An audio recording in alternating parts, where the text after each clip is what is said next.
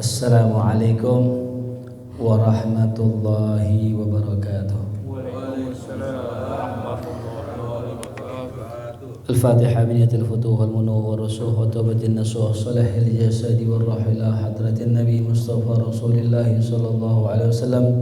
Bismillah Syekhna mu'allif al-kitab al-Imam Muhammad al-Idrus wa usulihim wa furihim. Bismillah Syekhna al-Habib Muhammad bin Salimin hafidh wa usulihim wa furihim. Allah yataghashahum bi rahman maghfirah wa yanfa'una bi asrarihim wa anwarihim wa ulumihim wa nafahatihim fid din wa dunya wal akhirah. Sirril Fatihah. A'udzu billahi minasyaitonir rajim. Bismillah.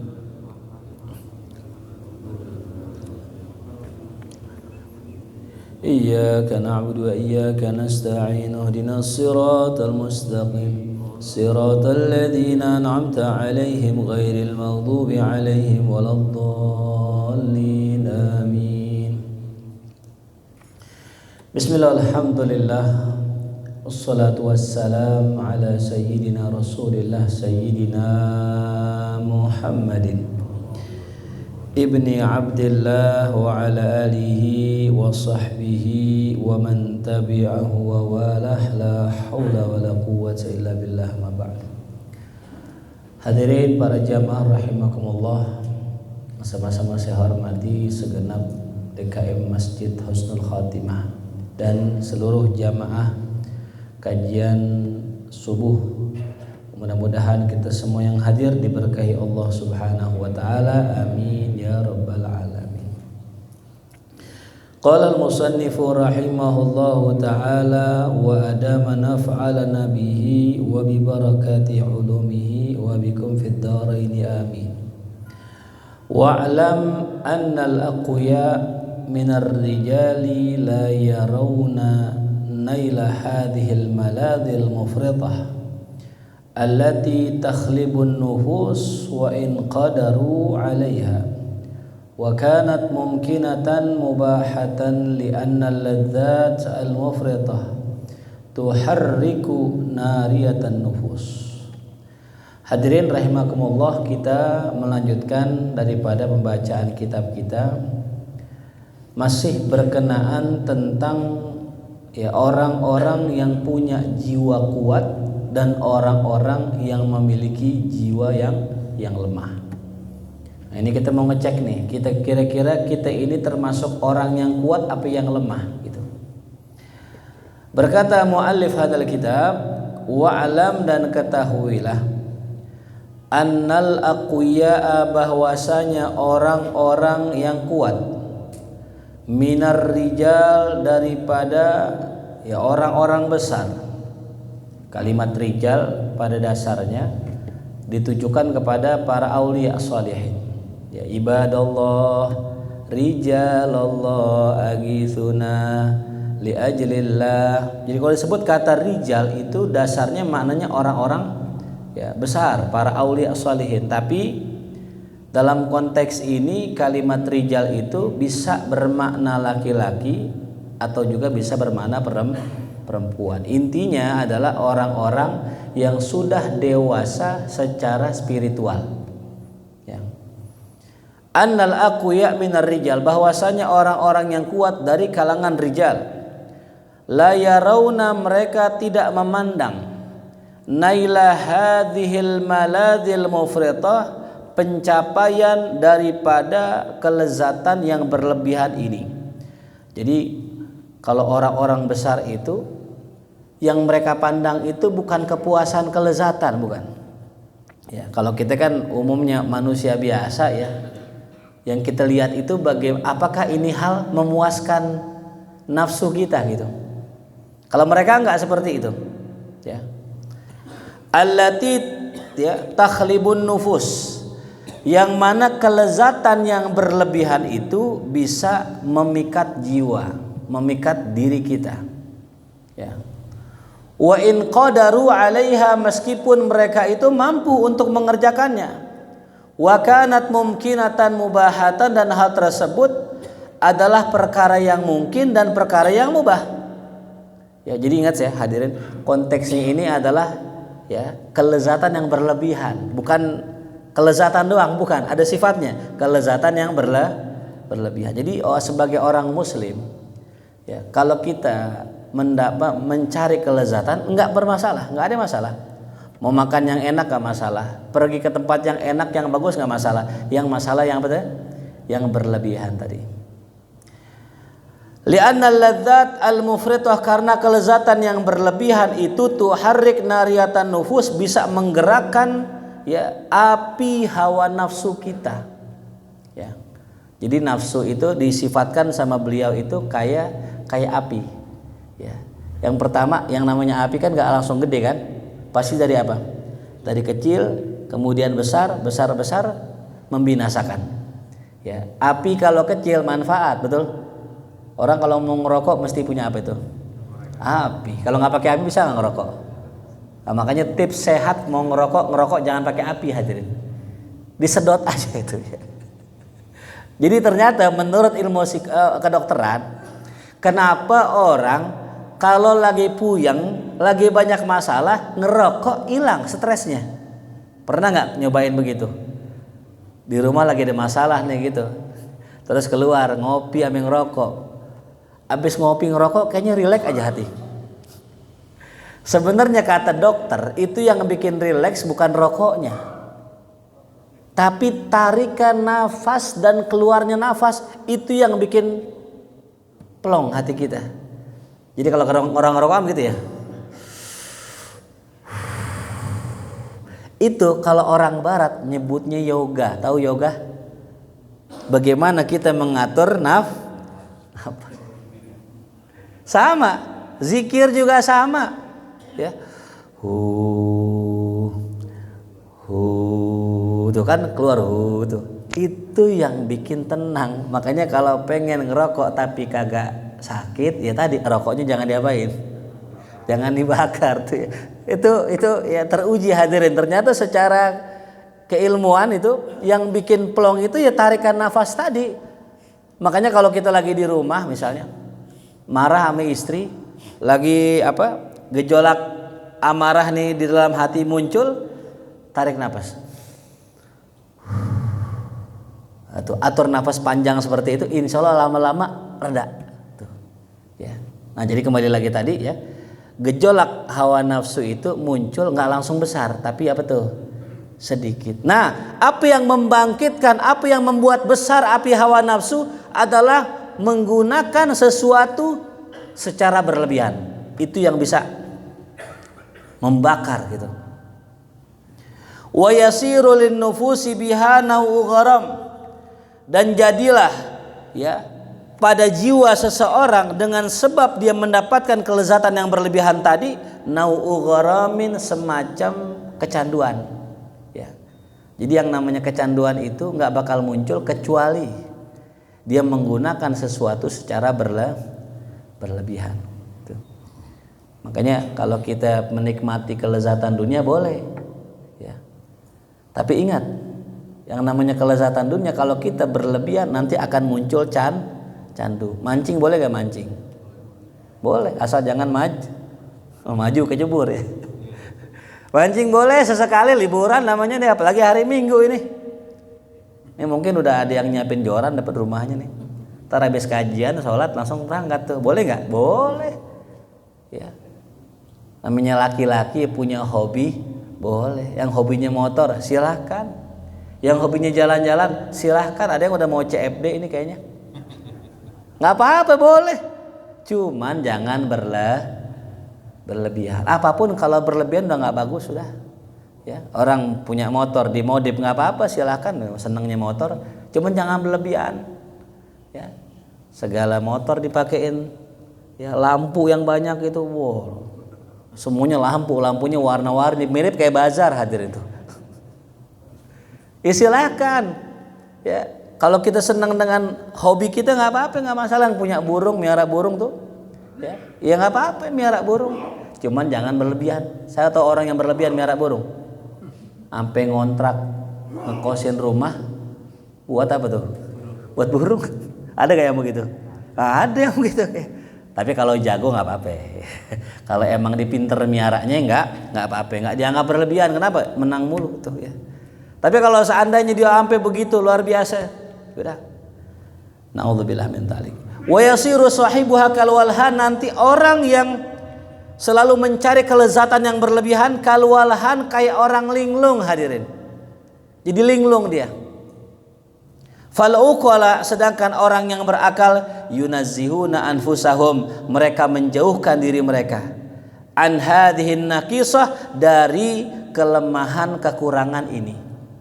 Jadi kalau orang punya akal yang cerdas, mereka nggak mau tuh ikut-ikutan. Kalau kata orang sekarang namanya FOMO, takut ketinggalan momen gitu. Ya, lagi rame dulu orang jualan cappuccino cincau, berangkat nyari, pokoknya harus beli. Lagi rame cilok viral, didatengin walaupun jauh. Itu FOMO namanya hadirin. Orang berakal nggak mau begitu, ngapain? Orang pada ganti handphone jadi apa sekarang? iPhone. Orang berakal nggak bakal tuh nurutin itu. Kenapa? Yang penting buat mereka fungsi, bukan gengsi. Kalau sekarang kan gengsi yang diturutin. Punya HP iPhone, bawaannya pengen foto depan kaca mulu hadirin. Biar kelihatan mereknya. Ada orang beli handphone, nggak ada logo Apple-nya, cuman belum kegigit hadirin. Kan kalau yang iPhone kan ada Apple tapi apa tuh? Kegigit ya. Ini nggak kegigit hadirin. Berarti apa itu? Buatan Cina kali itu ya, palsu itu. Ya. Gengsi hadirin. Ya. Orang berakal nggak mentingin gengsi, mereka mentingin fungsi. Saya masih ingat cerita guru saya. Waktu guru Mugni bangun Masjid Al-Mughni itu kulitnya bilang, ya, guru, ini masjid kalau kita pakein marmer begini bagus guru. Apa kata guru Mugni? Jangan, nggak perlu bagus-bagus. Masjid yang penting digunakan untuk ibadah. Tapi guru, nanti kalau kita pakai marmer begini lebih awet, lebih kuat. Oh yaudah pakai. Tuh bayangin coba. Giliran ngomongin bagus, nggak penting bagus. Di mata Allah yang penting bagus, di mata manusia nggak masalah, terlihat nggak bagus. Tapi ketika ngomongin fungsi, ini kalau pakai marmer bakal awet, ya kan? Kalau kita pakai begini gampang, kalau kotor nggak perlu ngecat, ya bener nggak? Tinggal diapain doang, dilap, awet sampai bertahun-tahun. Tapi kalau kita pakai cat, ntar ngecat lagi, mau lebaran ngecat lagi, tiap lebaran ngecat lagi, habis duit buat ngecat. Nah ketika ngomongin fungsi, beliau nggak pakai mikir, pakai pasang tuh marmer tuh, subhanallah, itu orang cerdas. Ya makanya ya saya pun sama hadirin, selalu tuh orang bilang, Ustadz kalau bisa motor ganti apa tuh, jangan beat mulu, jangan beat, gantilah PCE kan begitu ya. Apalagi kan antum jadwalnya kagak ngaso-ngaso ini, kagak putus-putus. Ya ntar ngajar, nih saya habis dari subuh nih, ntar jam 9 ngajar ibu-ibu sampai jam 10:30, berangkat lagi ke Jati Padang, ceramah lagi, habis johor ngajar lagi, ntar maghrib di Redul Abidin tuh ngajar, ntar malamnya lagi ngajar lagi. Itu kalau kita naik beat itu berkat kagak muat hadirin. Tapi kalau naik PCX, wow, muat gak tuh? Masuk, kanan kiri tengah sampai jok masuk atau jok. Secara fungsi udah perlu banget saya tuh motor PCX, cuman saya pengen mempertahankan gelar saya. Jadi kalau saya naik beat jadinya ahlul beat. Bukan ahlul bait, bukan. Ahlul beat ya. Tapi kalau seradak surduk jadi ahlul bid'ah, jadi gitu. Terus saya beli dah tuh motor. Habis motor beat punya, saya beli motor Kirana hadirin. Kata istri saya, Allah, Buya belinya motor Kirana. Kita downgrade ini. Orang kan makin subur, makin makmur, belinya yang tinggian. Ini belinya Kirana hadirin. Saya mau tanya, dosa nggak beli Kirana? Kenapa? Yang kita lihat fungsi orang naik beat, apalagi motornya cakep. Itu kadang-kadang bikin gelisah hati kalau sholat subuh, bener gak? Bawa beat nih, taruh depan situ. Dalam hati Allahu Akbar, hilang gak ya? Mana belum lunas lagi. Tapi kalau kita naruh Kirana, aman gak? Maling demen gak maling? Kagak demen motor begitu mah dia. Iya. Nah kembali lagi tadi, yang penting bukan geng. Itu yang paling penting hadirin. Maka orang-orang berakal yunazzihuna anfusahum, mereka menjauhkan diri mereka an hadhihin naqisah, dari kekurangan semacam ini, allati hiya sya'nun niswan, yang mana hal tersebut merupakan karakternya niswan, para perempuan, wasibyan, dan anak-anak. Jadi nurutin nafsu syahwat itu karakternya perempuan sama anak-anak. Ya, kita bicara perempuan dulu dah ya. Ini ngomongin masalah nafsu, yang namanya perempuan seneng banget dah nurutin hawa nafsu. Ini umumnya ya. Makanya saban ada jajanan baru minta anterin. Bang no ada bakso roket. Oh. Jadi Indonesia belum sanggup bikin roket beneran, dibikin apa? Bakso dulu tuh. Nyicil tuh. Berangkat beli bakso. Besok ada lagi bakso beranak tuh. Perempuan, makanya saya kalau ketemu jamaah lagi makan bakso, ini pasti yang mau bininya nih. Bener gak? Kalau laki mah yang penting kenyang, mau bakso apa kayak bakso bulat, bakso kotak, bakso lope, bakso apa, gak penting. Tapi luar biasanya ketika perempuan itu Allah jadikan orang yang konsumtif, ini dunia makmur hadirin. Makanya dari ujung Pelak sampai Bangka sono itu tukang jajanan banyak. Buat siapa itu? Perempuan. Biar apa? Sogokan suami hadirin. Coba kalau nggak ada jajanan, kalau perempuan nggak punya syahwat begitu repot hadirin. Makanya gampang kalau bini lagi ngambek-ngambek, pulang ngaji, pulang taklim beliin bakso. Digirang banget tuh perempuan tuh. Ya, ini karakter yang Allah jadikan perempuan seperti itu ada hikmahnya, nggak sembarangan. Bahkan kata Imam Ghazali dalam kitab Mizanul Amal, kalau bisa semua orang jangan jadi sufi semua. Ini semua orang sufi. Ini puasa. Warung sepi gitu. Kalau semua orang jadi sufi, warung sepi, kagak ada yang jajan. Kenapa? Aneh puasa. Coba yang dagang nih, yang dagang bakso pengennya orang apa? Nah kalau orang semuanya puasa repot gak? Repot hadir. Makanya udah dah, kita yang rajin ibadah nggak usah merasa lebih baik dari yang nggak ibadah. Kita yang rajin puasa jangan merasa lebih mulia dari yang nggak puasa. Kenapa? Yang nggak puasa itu ibadahnya girangin kang jajanan hadirin. Idkhalus surur, menggirangkan hati orang lain, pahala nggak? Coba itu. Kita yang jajan, kita yang makan, kita yang enak, yang girang kang jajanan, berpahala lagi. Enak, untung nggak tuh? Saya punya murid, punya tempat di Tangerang. Berangkat semobil, pengen ke pabrik di Tangerang itu. Biasanya lama lancar-lancar aja. Tiba-tiba nggak tahu kenapa itu mobil nyasarnya ke tempat makan hadirin. Johor siang-siang. Pas sampai tuh mobil, persis parkir depan tuh toko, yang punya warung bilang alhamdulillah gitu. Yang nyasar astagfirullah. Ternyata dari pagi ini yang punya warung nungguin siapa yang mau beli. Coba bayangin hadirin. Allah kalau mau ngasih rezeki buat orang lain, kadang orang lain dibikin kesasar. Jadi kesasar bagus apa jelek? Bagus. Buat siapa itu? Yang punya warung tadi. Kembali lagi tadi itu luar biasa. Jadi karakter yang bisa dikatakan kurang ini, itu bisa jadi kelebihan. Ya. Makanya dalam Al-Quran Allah berfirman, ya subhanaka ma khalaqta hada, maha suci engkau ya Allah, tidak ada yang kau ciptakan sia-sia, termasuk syahwat itu ya. Nah jadi karakter perempuan yang pertama tadi ya, dia itu konsumtif ya. Jadi konsumtif buat orang-orang besar itu nggak ada, mereka orang-orang besar tuh nggak konsumtif. Nah yang kedua karakter jelek perempuan apa tuh? Haus validasi, haus banget sama pujian. Maka yang mana aja perempuan demennya bersolek, demennya kenapa dandan? Pengen dipuji. Salah nggak? Nggak salah kalau yang muji suah. Masalahnya zaman sekarang pengen dipuji sama semua orang, pengen di love sama satu WA semuanya itu. Ini bahaya hadirin. Kebanyakan perempuan itu bisa masuk ke dalam ranah perselingkuhan gara-gara haus akan pujian. Maka seorang suami yang bijak itu akan mengisi tangki-tangki itu buat istrinya. Jadi karena tahu istrinya konsumtif, tiap sore diajakin jalan jajan. Karena tahu isinya haus pujian, suaminya tiap hari kasih pujian. Ini perempuan hadirin paling demen sama pujian. Biar kali sedikit gitu, nggak apa-apa kita puji. Contoh misalnya yang kamu makin tua makin muda ada kayaknya. Tuh hidung bini kita megar langsung. Kenapa itu? Girang. Dipuji sama lakinya itu sekecil itu ya. Yang kamu kayaknya kurusan tuh. Dibilang kurusan aja langsung ngaca dia.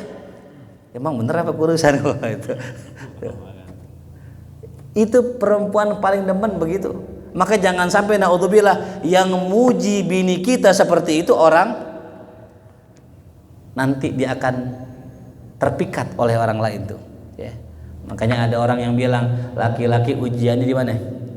Mata, nggak boleh lihat yang bening dikit, baunya mau nyeruduk aja hadirin. Ada janda baru meninggal lakinya, udah habis masa idahnya, bening cakep, langsung aja mau nanyain nomor WA kan. Karena laki-laki fitnahnya di mana tuh? Di mata. Ya. Adapun perempuan fitnahnya di mana tuh? Di telinga. Nggak boleh dengar orang ngomong puji dikit, manis dikit sama dia langsung kelepek. Makanya Allah adil ya. Allah ciptakan laki-laki tuh kadang pandai bicara, walaupun mukanya kadang-kadang nggak karu-karuan hadirin. Tapi pinter ngomongnya tuh. Ya kalau kata orang Pulau gurih, ya gurih ngomongnya. Bininya cakep hadirin. Kenapa? Karena memang pinter apa tuh? Pinter ngomong tuh ya. Lalu yang kemudian yang ketiga, sifat karakter perempuan adalah orang yang mudah kebawa perasaan ya, atau hanyut dalam ini 3 karakter orang lemah hadirin. Karakter orang lemah tadi yang pertama apa? Konsumtif. Apaan aja makanan yang baru muncul beli. Ya, handphone baru beli. Itu nggak bagus buat orang-orang besar, nggak bagus. Yang kedua apa tadi? Ya. Senang terhadap vali atau pujian. Demen pujian, orang-orang besar nggak demen pujian. Ya, coba-coba kita puji para ulama kita, mereka biasa aja. Ya, mereka nggak girang, nggak gitu. Kalau kita kan dipuji dikit, waduh langsung bangga ya. Selesai khutbah turun, jamaah bilang, Ustadz tadi khutbahnya bagus banget. Apa kata ustadznya? Baru dikit doang gitu. Itu belum aneh siapin itu kan dibawa langsung. Ente mau lihat yang lebih hebat lagi besok khutbah yang minggu depan. Allah ya, dipuji langsung begitu ya. Sifat-sifat orang lemah itu. Ya.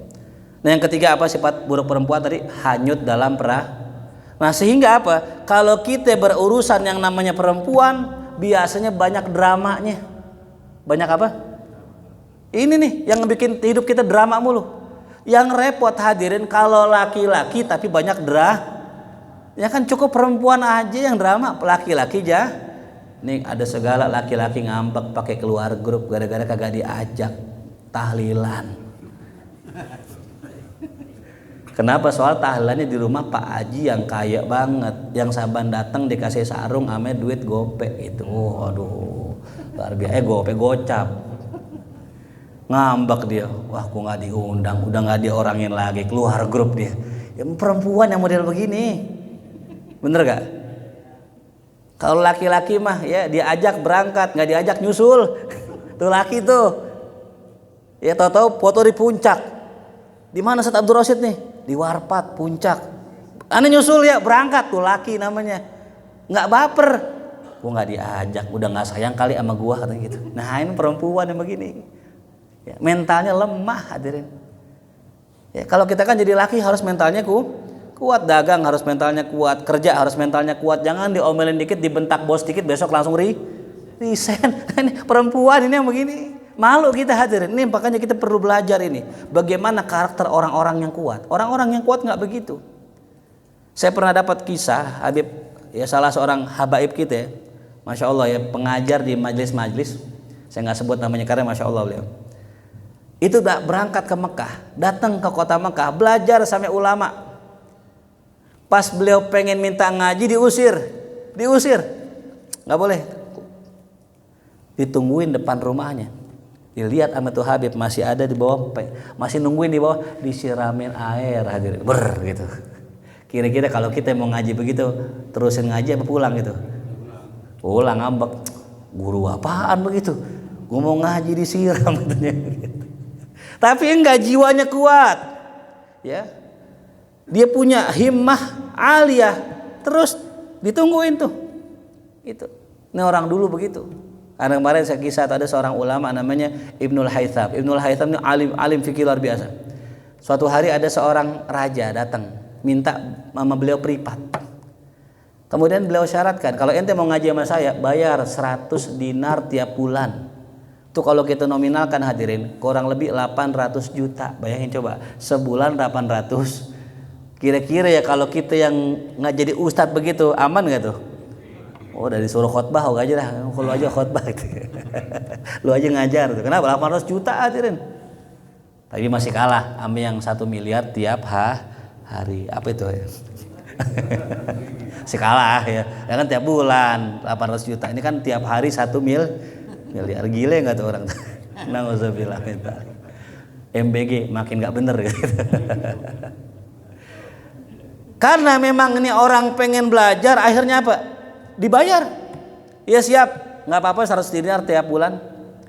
Ketika sebulan dibayar, rutin tuh bayar. Raja duitnya banyak.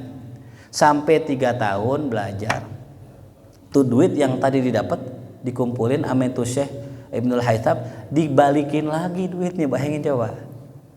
Duit yang didapat tadi itu sekantong besar dibalikin lagi. Nih. Karena ente udah belajar sama saya 3 tahun nih, uangnya saya balikin. Lah, ini kenapa dibalikin? Ini buat antum, ini bayaran antum. Enggak. Ane minta bayaran sama ente cuman pengen nguji ente. Ente siap nggak belajar ame ane? Siap nggak mengorbankan sesuatu yang menurut ente itu berharga?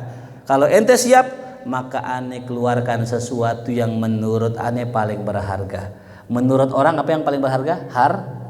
Menurut ulama yang paling berharga apa? Waktu. Jadi mohon maaf hadirin, kalau kiai, ustadz dan sebagainya ulama datang ke rumah kita, itu yang dikorbankan bukan cuma harta, waktu. Itu yang paling berharga. Ya. Makanya kembali lagi tadi ya, kalau kita Allah takdirkan kita punya kedewasaan dalam spiritual, maka cara pandang kita pun beda. Ya. Kalau buat orang awam kan, wow, yang penting ya kesohor, kalau kata orang Betawi biar tekor asal. Kalau orang-orang besar mah kagak, udah yang penting melaksanakan sunnah Nabi cukup. Bikin walimah mah yang penting ngundang orang. Kata Rasul, aulim walau bisyatin, bikinlah walimah walaupun dengan seekor kambing, nggak masalah, nggak kesohor, karena nggak penting kesohor. Yang penting aneh bisa menjalankan sunnahnya Rasul. Nah yang kedua tadi karakter anak-anak. Nah ini ya. Anak-anak itu memang setelannya demen yang lezat-lezat gitu. Makanya anak kecil yang mana aja dikasih permen doyan, dikasih coklat doyan gitu. Ya, dikasih toge asap nggak doyan hadirin. Toge asap belum doyan dia. Dia demen yang manis-manis tuh ya, hulwah. Ya permen, manisan dan sebagainya. Itu memang karakternya. Anak kecil jangan coba-coba dikasih kopi pahit, jangan coba-coba. Pernah nggak ada anak kecil gitu minum kopi pahit gitu?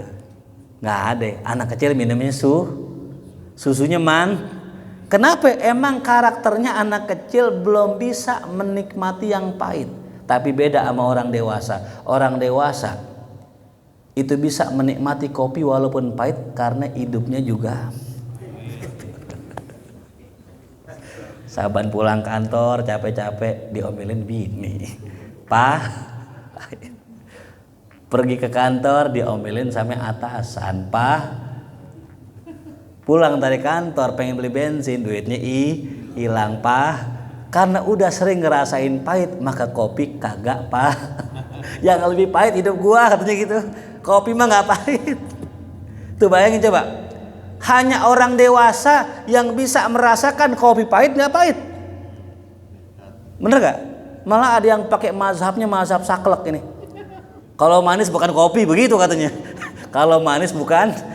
Allahu Akbar. Ini anak kecil, makanya tadi obatnya juga beda. Anak kecil kalau kita suruh minum obatnya orang tua obatnya Makanya kalau ada orang tua pengen minum obatnya manis, ya kayak kayak anak kecil. Ya. Makanya nih saya yakin semua di sini udah dewasa semua kan ya. Kemarin saya punya murid kehilangan motor.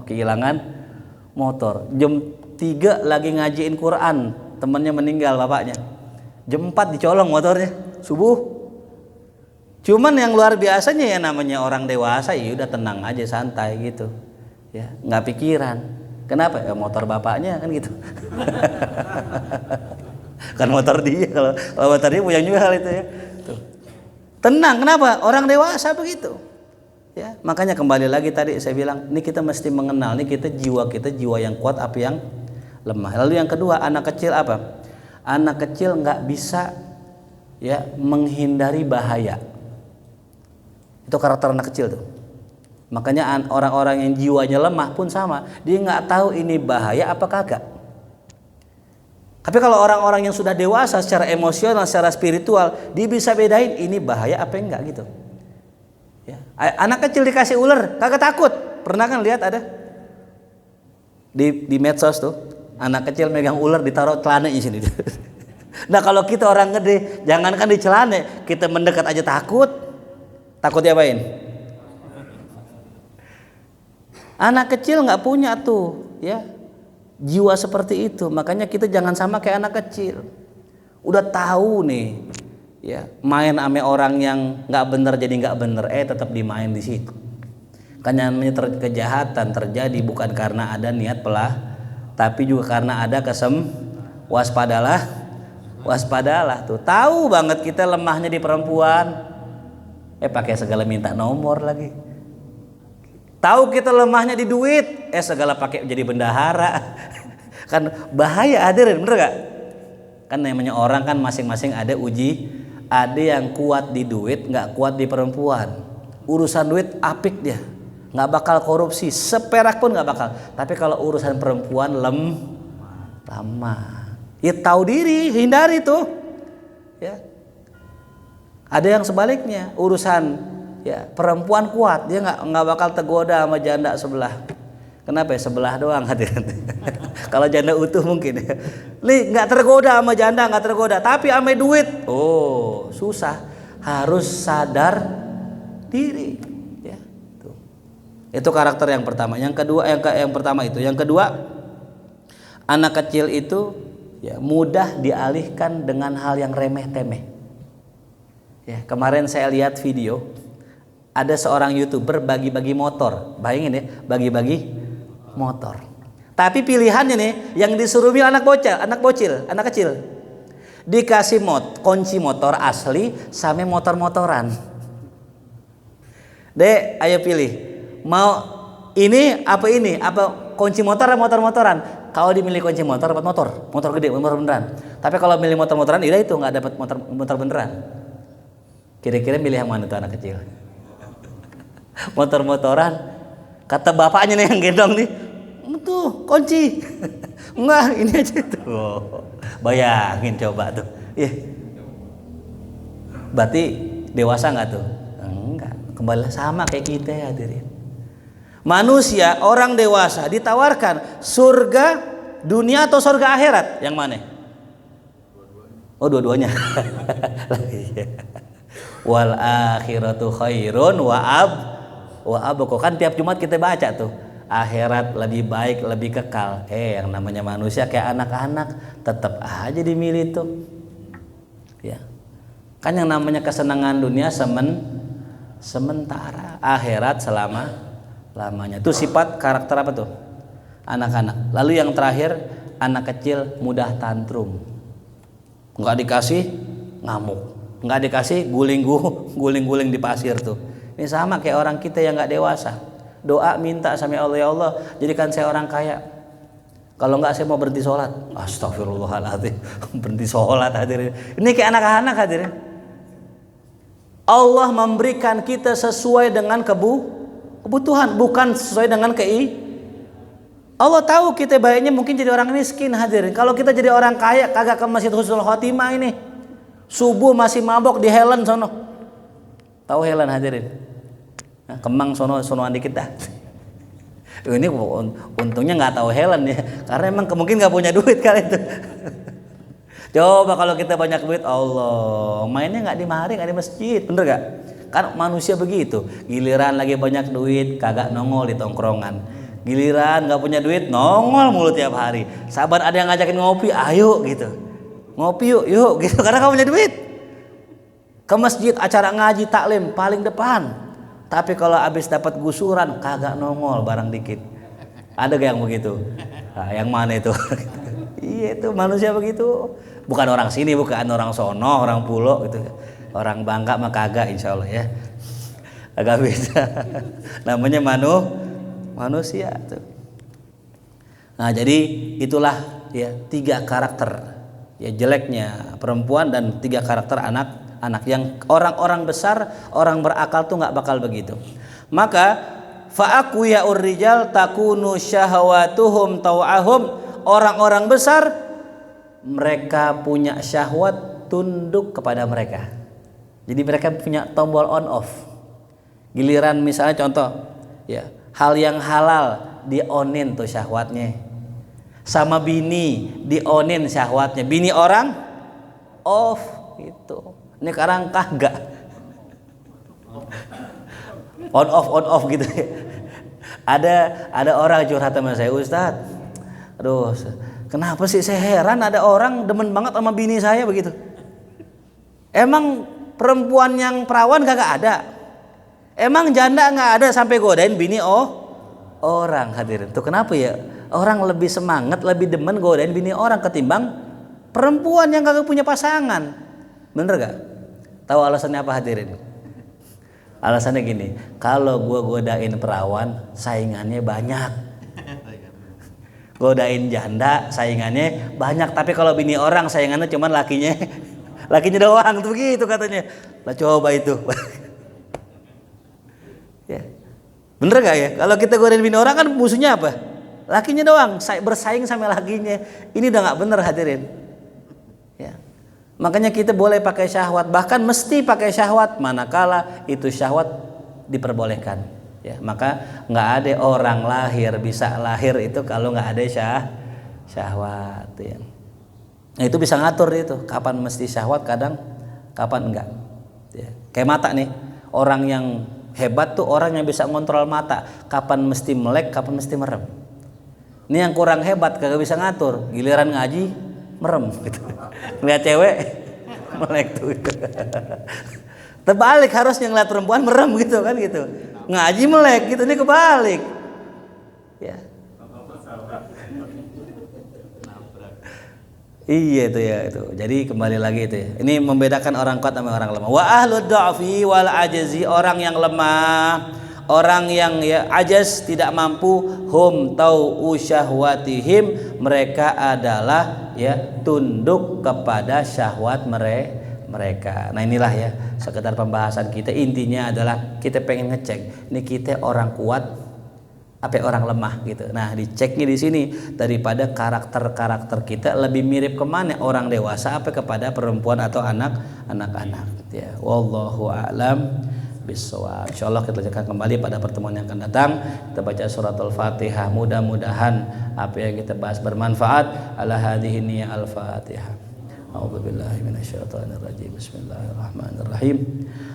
Alhamdulillahirabbil alamin arrahmanir rahim maliki yaumiddin iyyaka na'budu wa iyyaka nasta'in ihdinas siratal mustaqim siratal ladzina an'amta 'alaihim ghairil maghdubi 'alaihim waladdallin amin. Allah bihaqqil Fatihah sirril